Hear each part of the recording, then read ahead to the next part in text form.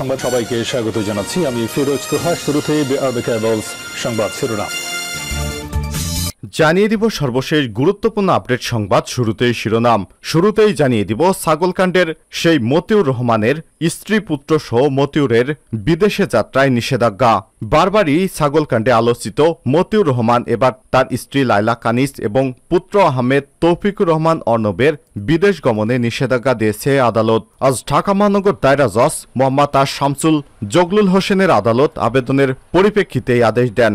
এখন মতিউর, তার স্ত্রী এবং তার ছেলে মেয়ে কেউ বিদেশে যেতে পারবেন না। এরপর জানিয়ে দেব বিএনপি আতঙ্কিত নেতারা পদ রক্ষার দৌড়ঝাঁপে। পদ পেতে দৌড়ঝাঁপ শুরু করেছেন তারা। এরপর জানিয়ে দিব খালেদা জিয়ার শারীরিক অবস্থা অপরিবর্তিত। হাসপাতালে চিকিৎসাধীন বিএনপির চেয়ারপারসন বেগম খালেদা জিয়ার শারীরিক অবস্থার উল্লেখযোগ্য কোনো পরিবর্তন হয়নি। তিনি আগের মতোই সিসিইউ করোনারি কেয়ার ইউনিটে ভর্তি রয়েছেন। জানিয়ে দিব স্নাতক এবং সমমান পর্যায়ের উপবৃত্তি বিতরণ কার্যক্রমের উদ্বোধন করলেন প্রধানমন্ত্রী শেখ হাসিনা। মাধ্যমিক থেকে স্নাতক পাস বা সমমনা পর্যায়ের অসচ্ছল মেধাবী শিক্ষার্থীদের মাঝে 2024-25 অর্থ বছরে উপবৃত্তি এবং টিউশন ফি বিতরণ কার্যক্রম উদ্বোধন করেছেন প্রধানমন্ত্রী শেখ হাসিনা। সোমবার 24 জুন সকালে রাজধানীর ওসমানী সিটি মিলনায়তনে শিক্ষা মন্ত্রণালয় আয়োজিত অনুষ্ঠানে এই কার্যক্রমের উদ্বোধন করেন প্রধানমন্ত্রী শেখ হাসিনা। এদিকে আওয়ামী লীগ নেতাকে কোপালো মাদক ব্যবসায়ীরা। কিশোরগঞ্জের ইটনা উপজেলার এক আওয়ামী লীগ নেতাকে কুপিয়ে হাসপাতালে পাঠিয়েছে মাদক ব্যবসায়ীরা। আজ আনুমানিক দুপুর 2টার দিকে উপজেলার মিকা ইউনিয়নের আজমিরিগঞ্জ জনতাগঞ্জ বাজারে এ দুর্ঘটনা ঘটে। আহত আওয়ামী লীগ নেতা ঢাকা পঙ্গু হাসপাতালে রেফার করা হয়েছে। এবং সর্বশেষ জানিয়ে দিব রাশিয়ায় ভয়াবহ হামলা, 15 পুলিশ সহ নিহত 23। রাশিয়ার দক্ষিণাঞ্চল দাগেস্তানে কয়েকটি জায়গায় ভয়াবহ হামলা চালিয়েছে বন্দুকধারীরা। এতে 15 জনের বেশি পুলিশ কর্মকর্তা, একজন অর্থোডক্স যাজক সহ অন্তত 23 জন নিহত হয়েছে। আহত হয়েছে আরও কয়েকজন। দাগেস্তানের বৃহত্তম শহর মাখাকালা এবং উপকূলীয় শহর দেরেবেন্তে এসব হামলা চালানো হয়েছে বলে জানিয়েছে এএফপি। প্রতিবেদনে বলা হয়েছে রোববার 23 জুন সন্ধ্যায় ওই হামলার ঘটনা ঘটে। অল্প সময়ের ব্যবধানে বন্দুকধারীরা শহরের বিভিন্ন জায়গায় হামলা চালায়। প্রিয় দর্শক, এতক্ষণ শুনছিলেন সংবাদ শিরোনাম, এবারে বিস্তারিত। তবে তার আগে বন্ধুরা, আপনি কোন স্থান থেকে আমাদের সংবাদটি দেখছেন কমেন্ট করে জানিয়ে দিন এই সংবাদ সম্পর্কে আপনার মূল্যবান মতামত। প্রিয় দর্শক, আপনি যদি আমাদের চ্যানেলে নতুন হয়ে থাকেন, ভিডিওটি দেখতে দেখতে চ্যানেলটি সাবস্ক্রাইব করে রাখুন, যাতে করে আমাদের লেটেস্ট আপডেট সংবাদগুলো সবার আগে আপনার কাছে পৌঁছে যায়। এবারে বিস্তারিত। স্ত্রী পুত্র সহ মতিউর রহমানের বিদেশ যাত্রায় নিষেধাজ্ঞা। ছাগলকাণ্ডে আলোচিত মতিউর রহমান, স্ত্রী লায়লা কানিজ এবং পুত্র আহমেদ তৌফিকুর রহমান অর্ণবের বিদেশ গমনে নিষেধাজ্ঞা দিয়েছে আদালত। সোমবার 24 জুন ঢাকা মহানগর দায়রা জজ এর বিচারপতি শামস জগলুল হোসেনের আদালত আবেদনের পরিপ্রেক্ষিতে এ আদেশ দেয়। এদিন দুদকের উপপরিচালক মোহাম্মদ আনোয়ার হোসেন তাদের দেশ ত্যাগের নিষেধাজ্ঞার আবেদন করেন। আবেদনের পরিপ্রেক্ষিতে এ আদেশ দেয় আদালত। আবেদনে বলা হয়েছে ডক্টর মোহাম্মদ মতিউর রহমানের বিরুদ্ধে দুর্নীতির মাধ্যমে দেশে এবং বিদেশে অবৈধ সম্পদ অর্জন সহ হুন্ডি এবং আন্ডার ওভার ইনভয়েসিং এর মাধ্যমে বিদেশে বিপুল পরিমাণ অর্থ পাচারের অভিযোগ অনুসন্ধানের জন্য 3 সদস্যের বিশিষ্ট অনুসন্ধান টিম গঠন করা হয়েছে। মতিউর রহমান এবং তার পরিবারের অন্যান্য সদস্যরা দেশত্যাগ করার চেষ্টা করেছেন, তাই সুষ্ঠু অনুসন্ধানের সাথে মতিউর রহমান এবং তার পরিবারের সদস্যদের বিদেশ গমনে রহিত করা আবশ্যক। বিএনপির আতঙ্কিত নেতারা পদ রক্ষার দৌড়ঝাঁপে। দল এবং অঙ্গ সংগঠনের বিভিন্ন পর্যায়ের চলমান রদবদল ঘিরে বিএনপির অভ্যন্তরে চলছে নানামুখী তৎপরতা। বিগত আন্দোলনের প্রত্যাশিত ভূমিকা না রাখায় এরই মধ্যে গুরুত্বপূর্ণ পদ হারিয়েছেন বেশ কয়েকজন নেতা। সেই ধারাবাহিকতায় স্থায়ী কমিটি সহ বিভিন্ন স্তরে আরও পরিবর্তন আনা হতে পারে।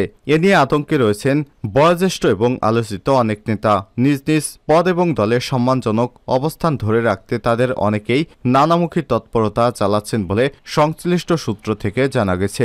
বিভিন্ন পর্যায়ে কথা বলে জানা গেছে দলকে শীঘ্রই নানামুখী করার পরিকল্পনা সামনে রেখে সাংগঠনিক পুনর্গঠন প্রক্রিয়া শুরু করেছেন বিএনপির নেতারা। এর অংশ হিসেবে কেন্দ্রীয় নির্বাহী কমিটিতে বড় রকমের রদবদলের পাশাপাশি ঢাকাসহ 4 মহানগর কমিটি বিলুপ্ত করা হয়েছে। সেই সঙ্গে ভেঙে দেওয়া হয়েছে যুবদলের কেন্দ্রীয় এবং ছাত্রদলের ঢাকা মহানগর 4 কমিটি। সংশ্লিষ্ট সূত্র মতে বিএনপিতে আরও রদবদলের প্রক্রিয়া চলমান রয়েছে। এই প্রক্রিয়ার মাধ্যমে শূন্যপদ পূরণ ছাড়াও টপ টু বটম তথা সর্বোচ্চ নীতি নির্ধারণী ফোরাম, স্থায়ী কমিটি থেকে শুরু করে নির্বাহী কমিটির সম্পাদক পর্যন্ত নানান স্তরের পরিবর্তন আনা হবে। পুনর্গঠনের দ্বিতীয় ধাপে শীঘ্রই 30 থেকে 35 জনকে স্থায়ী কমিটি এবং ভাইস চেয়ারম্যান সহ নানা পদে পদায়ন করা হতে পারে। এরপর তৃতীয় এবং চতুর্থ ধাপে সব মিলে 2 থেকে 250 পরিবর্তন আসতে পারে। আস্থাভাজন নেতাদের গুরুত্বপূর্ণ দায়িত্ব দেওয়ার মাধ্যমে এই পুনর্গঠন প্রক্রিয়া সম্পূর্ণ করতে চায় বিএনপির হাইকমান্ড। সেই প্রক্রিয়ার মাধ্যমে কেন্দ্রীয় এবং অঙ্গ সহযোগী সংগঠনের নতুন কমিটিও গঠন করা হবে। পুনর্গঠনের এই প্রক্রিয়ায় দলীয় এবং সাংগঠনিক কর্মকাণ্ডে নিষ্ক্রিয় কোনো নেতাই রেহাই পাবেন না। জানতে চাওয়া হলে বিএনপির স্থায়ী কমিটির সদস্য গয়েশ্বরচন্দ্র রায় কালবেলাকে বলেছেন, কমিটি গঠন পুনর্গঠন একটি চলমান প্রক্রিয়া। সাংগঠনিক প্রয়োজনেই দলের বিভিন্ন সময় শূন্য পদ পূরণ হয়, ছোটখাটো রদবদল করা হয়, এবারও সেটাই করা হয়েছে। এর মধ্য দিয়ে আগামীতে সংগঠন আরও সুসংহত এবং গতিশীল হবে। খালেদা জিয়ার শারীরিক অবস্থা অপরিবর্তিত। হাসপাতালে চিকিৎসাধীন বিএনপির চেয়ারপারসন বেগম খালেদা জিয়ার শারীরিক অবস্থার উল্লেখযোগ্য কোনো পরিবর্তন হয়নি। তিনি আগের মতোই আছেন। সোমবার 24শে জুন বেলা 11টার দিকে খালেদা জিয়ার ব্যক্তিগত চিকিৎসক এবং বিএনপির vice chairman doctor AZM Zahid Hossain এসব তথ্য জানিয়েছেন। তিনি বলেন, রাতে ম্যাডামের অবস্থা যেমন ছিল এখনও তেমনই আছে। তার শারীরিক অবস্থা আগের চেয়ে ভালো কিংবা খারাপ কোনোটি হয়নি, অপরিবর্তিত রয়েছে। আর 9:30টার দিকে খালেদা জিয়ার হৃদযন্ত্রে একটি ডিভাইস লাগানোর বিষয়টি জানানো হয়েছে। এরপর থেকে হাসপাতালে ক্রিটিক্যাল কেয়ার ইউনিট মেডিকেল বোর্ডের নিবিড় পর্যবেক্ষণে রয়েছেন তিনি। ডাক্তার জাহিদ হোসেন বলেন, গতকাল সন্ধ্যায় খালেদা জিয়ার অপারেশন হয়েছে। এখন তাকে পর্যবেক্ষণে রেখেছেন চিকিৎসকেরা। 24 ঘন্টা পার হওয়ার পর আগের তার শারীরিক অবস্থা ভালো না খারাপ বলে মন্তব্য করা যাবে। শ্বাসকষ্ট বৃদ্ধিজনিত কারণে হঠাৎ অসুস্থর কারণে গত শুক্রবার 21শে জুন গভীর রাত 3:30টার দিকে বিএনপি চেয়ারপারসন খালেদা জিয়াকে অ্যাম্বুলেন্সে করে এভার কেয়ার ইউনিট হাসপাতালের সিসিইউ ইউনিটে চিকিৎসকের নিবিড় পর্যবেক্ষণে চিকিৎসাধীন অবস্থায় রয়েছেন তিনি। ৭৯ বছর বয়সী খালেদা জিয়া বিভিন্ন রোগে আক্রান্ত। স্নাতক এবং সমমান পর্যায়ের উপবৃত্তি বিতরণ কার্যক্রমের উদ্বোধন। মাধ্যমিক থেকে স্নাতক পাস এবং সমমান পর্যায়ের অসচ্ছল এবং মেধাবী শিক্ষার্থীদের মাঝে 2023-24 অর্থ বছরে উপবৃত্তি এবং টিউশন ফি বিতরণ কার্যক্রম শুরু করেছেন। উদ্বোধন করলেন আজ প্রধানমন্ত্রী শেখ হাসিনা। সোমবার 24শে জুন রাজধানীর ওসমানী স্মৃতি মিলনায়তনে শিক্ষা মন্ত্রণালয় আয়োজিত অনুষ্ঠানে এই কার্যক্রম উদ্বোধন করেন প্রধানমন্ত্রী। এ সময় তিনি আরো বলেন, আমি সত্যি খুবই আনন্দিত। আমরা ডিজিটাল বাংলাদেশ গড়েছি, তার একটি দৃষ্টান্ত এটি। এখন যেটা উদ্বোধন করা হলো তা হলো স্নাতক পাস বা সমমান পর্যায়ের অসচ্ছল এবং মেধাবী শিক্ষার্থীদের উপবৃত্তি ও টিউশন ফি।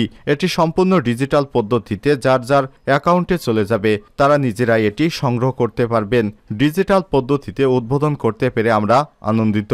শিক্ষামন্ত্রী মহিবুল হাসান চৌধুরী নওফেলের সভাপতিত্বে অনুষ্ঠানে অন্যদের মধ্যে উপস্থিত ছিলেন প্রধানমন্ত্রী শিক্ষা এবং সাংস্কৃতিক বিষয়ক উপদেষ্টা ডক্টর কামাল আব্দুল নাসির চৌধুরী, শিক্ষা প্রতিমন্ত্রী বেগম শামসুন নাহার, মাধ্যমিক এবং উচ্চশিক্ষা বিভাগের সচিব সুলাইমান খান।